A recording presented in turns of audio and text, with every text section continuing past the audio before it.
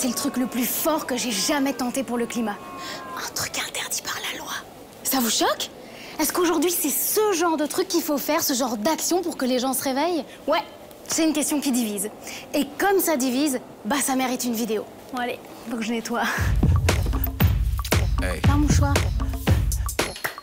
Je sais pas si c'est mon éducation, mais les seules fois où j'ai désobéi, bah c'était plutôt en cachette et pour des trucs qui impliquaient mon petit plaisir personnel, quoi. Vous emballez pas, là, non. Je parle juste de voler des chewing-gums quand j'étais petite. Je vous avais prévenu. On est sur un niveau de désobéissance de minus. Ridicule. La honte, quoi. Mais comment on en est arrivé là? What is worth more, art or life? Qui sont ces personnes qui choisissent de se mettre hors la loi pour le climat? Apparemment, il y a un risque qu'on soit arrêté. Ben, ça, c'est un risque que je peux prendre. Et surtout, bah ouais, est-ce que ça sert vraiment à quelque chose? J'ai envie de leur dire, moi j'adorerais qu'on n'ait pas besoin de désobéissance civile. J'adorerais qu'on puisse être dans un dialogue extrêmement serein avec les gouvernements qui nous écoutent, mais c'est pas le cas. Bon, cette question de la désobéissance, c'est un truc qui me semble tellement fort. Tu te prends en pleine face des images de centaines de militants climatiques qui choisissent de désobéir pour faire bouger les lignes d'une cause qui les dépasse largement. Mais voilà, eux, ils y vont, ils se mettent dans l'illégalité, ils risquent de se faire arrêter, de se blesser, d'avoir un casier judiciaire, de traîner des casseroles pendant des années, mais ils y vont quand même en fait, parce qu'ils y croient et surtout parce qu'ils se disent qu'on n'a plus le choix. Il y a quelques mois, en fait, j'ai voulu comprendre. J'ai voulu voir vraiment comment ça se passait de l'intérieur une action de désobéissance civile et j'ai appris, enfin on m'a dit en fait qu'une action était en train de se préparer secrètement et du coup, eh ben j'y suis allée.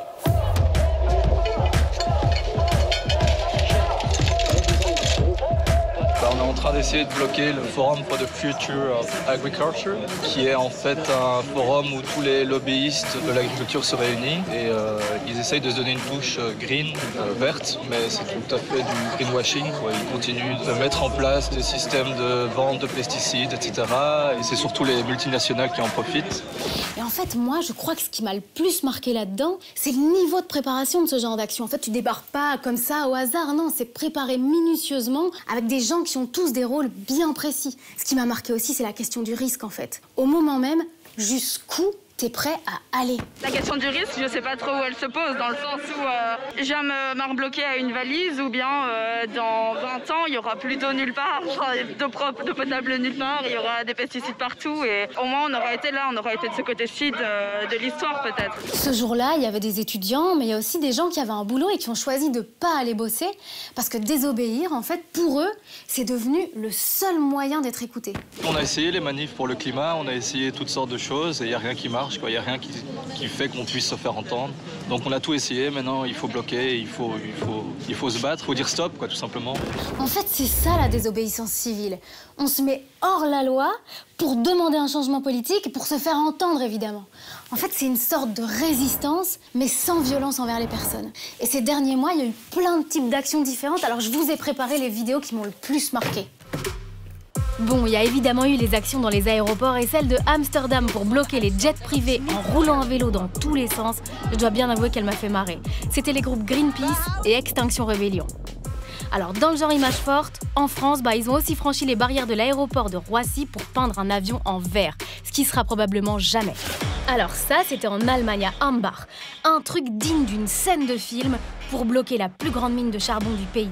6500 personnes qui protestent contre l'agrandissement du site minier en bloquant les 800 trains qui passent par là chaque jour. Et c'est dans une autre mine de charbon allemande qu'on a vu ces images de Greta Thunberg arrêtée par la police. Ça, c'est en France, près de Paris, sur l'autoroute A6. Et les activistes, ils sont délogés directement par les automobilistes. Un blocage pour demander l'arrêt des énergies fossiles, mais qui crée surtout des tensions. Et c'est le risque avec les actions qui visent les citoyens. Dans le genre, les dégonflages des pneus de SUV, c'est un gros sujet de débat. Mais ouais, parfois ça emmerde les citoyens, ça les bloque. Alors est-ce que le risque, c'est pas de diviser encore plus la société? Est-ce que ça sert vraiment à quelque chose? Est-ce que vous trouvez que ça sert à quelque chose de dégonfler les pneus de SUV pour le climat? Non. Alors là, bonne question. C'est pas bien parce que déjà ça pollue beaucoup, ça détruit la voiture. Qu'est-ce qui pollue les SUV, pas dégonfler les pneus? Ah ouais, c'est les SUV qui polluent. Il y a peut-être d'autres solutions, non? Si on n'a pas des véritables actions, les gens ils vont pas se réveiller sur le problème. Est-ce que c'est utile de jeter de la soupe sur des œuvres d'art? Non, pas du tout. Enfin, je trouve que c'est du gaspillage, surtout qu'il y a des gens qui n'ont pas à manger. Pour moi, ça n'a pas trop d'impact. Ça sert à rien. Ça a détruit l'œuvre d'art. Peut-être ça va faire un coup médiatique, pendant 2 jours on va en parler, c'est pas utile. Il y a d'autres moyens de choquer. On va pas salir des œuvres d'art, on vient pas dégonfler les pneus, on fout la paix aux gens. Il faudrait peut-être faire quelque chose, mais n'est-il pas trop tard? Grande question. Ok, j'ai bien capté qu'on n'était pas tous d'accord sur le sujet, mais ce que j'ai envie de comprendre là maintenant, c'est comment on en est arrivé là. En même temps, la réponse, on la connaît un peu. Ça fait plus de 50 ans qu'on sait que les émissions de CO2 qui sont dues à l'homme provoquent un réchauffement planétaire et que ce réchauffement menace la survie de toutes les espèces vivantes. Ouais, ça fait des dizaines d'années qu'on le sait. Et regardez-moi cette courbe. Ça, c'est la manière dont les émissions de CO2 ont augmenté. Comment c'est possible? Ok, alors on va reprendre depuis le départ. Dans les années 60, il y avait des scientifiques et quelques intellectuels qui ont tiré la sonnette d'alarme. À ce moment-là, les politiques, ils ont fait semblant de pas trop entendre. Mais les gros groupes industriels, là, ils ont commencé à prendre peur. Ouais, attention, quoi. Fallait pas mettre en péril les investissements et les profits pour une vague histoire de réchauffement, quoi. Bah non. Du coup, à l'époque, ils ont commencé à financer un paquet d'études pour montrer qu'il n'y avait aucun stress. Enfin, en tout cas, aucun stress chez eux, quoi. Là, c'est le début, en fait, des bonnes grosses campagnes de désinformation. Et le but de ces campagnes, clairement, c'est semer le doute. Et là, avec toutes ces études, clairement, c'est devenu beaucoup plus simple pour les politiques de justifier l'inaction. Finalement, on sait pas trop qui a raison, on va attendre un peu pour être sûr. Vraiment sûr, quoi. Et au fil des ans, la courbe, elle monte.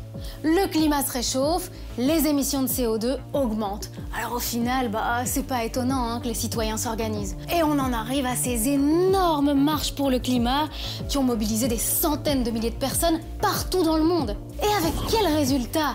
De l'attention médiatique, c'est sûr. Il y a eu un peu d'attention politique aussi. Mais au final, la courbe, elle continue à monter. Elle monte, elle monte, elle monte. À part pendant la période Covid, elle continue à monter, cette courbe. Alors face à l'urgence climatique, les citoyens, ils ont cherché d'autres manières d'agir. Plus choc, plus direct, plus visible. Voilà, on y est. Aujourd'hui, c'est quasiment devenu normal de désobéir pour le climat.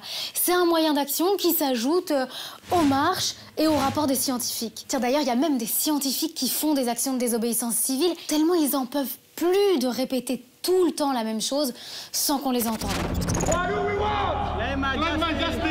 Les images qu'on voit là, c'est en 2022, c'est dans un musée Porsche en Allemagne. Et les gens qu'on voit, c'est des scientifiques. Ils sont sortis de leur laboratoire, sortis de leur bureau. Ils font partie d'un groupe de militants qui s'appelle Scientist Rebellion. Et qu'est-ce qu'ils ont fait? Ils se sont collés les mains au sol de ce musée pendant plus de 40 heures. Le truc, en fait, c'est que désobéir, même si ça reste pacifique, même si dans l'histoire, il y a plein de grands changements qui sont arrivés grâce à de la désobéissance, le droit de vote des femmes, la fin de la ségrégation, la fin de l'esclavage aussi, bref, la liste est longue, malgré tout ça, en fait, la désobéissance, ça reste enfreindre la loi, c'est considéré comme illégal. Mais aujourd'hui, il y a de plus en plus de militants climatiques qui veulent qu'on fasse la différence entre ce qui est légal, prévu par la loi, donc, et ce qui est juste. Ça, c'est peut-être pas tout à fait légal. Mais bref, cette différence entre ce qui est légal et ce qui est juste, ça, c'est un truc dont j'ai voulu parler avec Cyril Dion. C'est un réalisateur français. Il a réalisé le film Demain, depuis il a réalisé plein d'autres films et c'est aussi un activiste.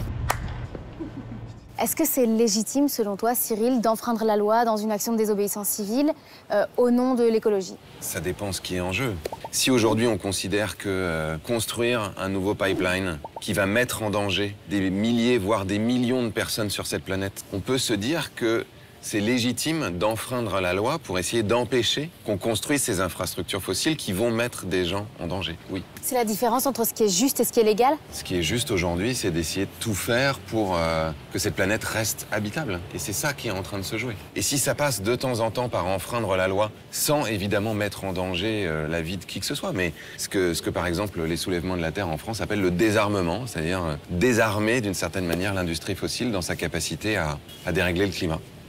Au-delà de ce que dit Cyril, en fait, il y a un truc qui explique parfois les militants qui font de la désobéissance civile et qui me semble super intéressant. En fait, ce qu'ils disent, c'est que en faisant des actions fortes qui peuvent choquer la population, après, notre cerveau va mieux percevoir les actions qui sont plus tranquilles, plus modérées. En fait, c'est un peu comme si une action choquante, elle peut aider à faire passer le message. Et ça, c'est un truc qui a été étudié, en fait. Ça porte un nom un peu barbare, ça s'appelle la théorie du flanc radical. Et je sais pas si vous l'avez vu passer, mais il y a une vidéo qui explique un peu ça. En fait, c'est un chef d'orchestre qui a été interrompu en plein concert par 2 militants climatiques. Ich habe es Ihnen versprochen, mein Ehrenwort gegeben, das nicht kommentiert wird. Lassen Sie ausreden und dann lassen Sie uns den 4. Satz spielen. Das war die Abmachung. Bitte helfen Sie mir. La réaction de ce chef d'orchestre, je la trouve dingue, moi, ça me touche de voir ça. Et ce que je me dis en voyant cette vidéo, c'est qu'il y a quelques années, ça se serait peut-être pas passé comme ça, en fait. Le chef d'orchestre, il les aurait peut-être pas soutenus comme ça, ces militants. En fait, c'est peut-être en ayant vu plein d'actions de désobéissance civile avant que ça s'est produit. C'est peut-être le signe que le message passe. Enfin. Bon, après, je suis pas en train de vous dire que c'est devenu totalement normal non plus. Et on sent bien l'inquiétude qui monte chez certains dirigeants qui n'hésitent pas à parler de terrorisme. Il y a eu une grande partie des manifestants violents, encore une fois, qui s'en prenaient physiquement aux gendarmes, les blessant. Et je veux redire que cela relève de l'écoterrorisme. Ce mot, il a été utilisé par le ministre de l'Intérieur français pour parler des actions qui ont dégénéré à Sainte-Soline. Depuis, il a été récupéré par les médias, au niveau politique aussi d'ailleurs. Mais pour Cyril Dion, parler d'écoterrorisme, c'est un problème. Le terrorisme, en fait, c'est quelque chose qui est fait pour terroriser des gens et qui, la plupart du temps, passe en plus par tuer. Enfin, là, nous, on a été quand même en France et vous aussi en Belgique victimes d'actes terroristes il y a quelques années. Enfin, je veux dire, c'est complètement absurde de comparer ça à ce que font des militants quand ils vont dégonfler des pneus de SUV ou quand ils vont saccager le siège de Total en le peinturlurant ou quand ils vont justement essayer d'empêcher que des autoroutes soient construites. Ça n'a rien à voir. Là, on est face à des actions de dégradation matérielle, donc de désarmement, et qui ne mettent en danger la vie de personne et qui cherchent justement à ne mettre en danger la vie de personne et à protéger la vie. De façon générale, les États devraient écouter plus les citoyens. Enfin, une démocratie, c'est censé être le pouvoir du peuple, par le peuple et pour le peuple. Quand on n'écoute plus les gens à ce niveau-là, on peut se demander ce que veut dire encore le mot de démocratie. Est-ce que c'est simplement voter pour quelqu'un tous les 5 ans? Moi, ça me paraît quand même être une façon très archaïque de pratiquer la démocratie. C'est fou, en fait, finalement, la désobéissance civile, il n'y a personne qui en veut. Ni ceux qui la font, ni ceux qui la subissent. Et on n'en serait sans doute pas là si on s'était bougé il y a des années. C'est peut-être ce qu'on attend de nos décideurs, non? Qu'on se bouge, qu'on se mouille, qu'on y aille, quoi. Et surtout, qu'on se range du bon côté de l'histoire. Il est peut-être pas trop tard pour avoir un truc chouette à raconter à nos petits-enfants. Allez, dites-moi en commentaire ce que vous en pensez et puis surtout, likez, partagez et abonnez-vous à la page pour ne pas rater nos prochaines vidéos. Bisous et bonne chance surtout. Elle est cool comme ça, la Joconde, non?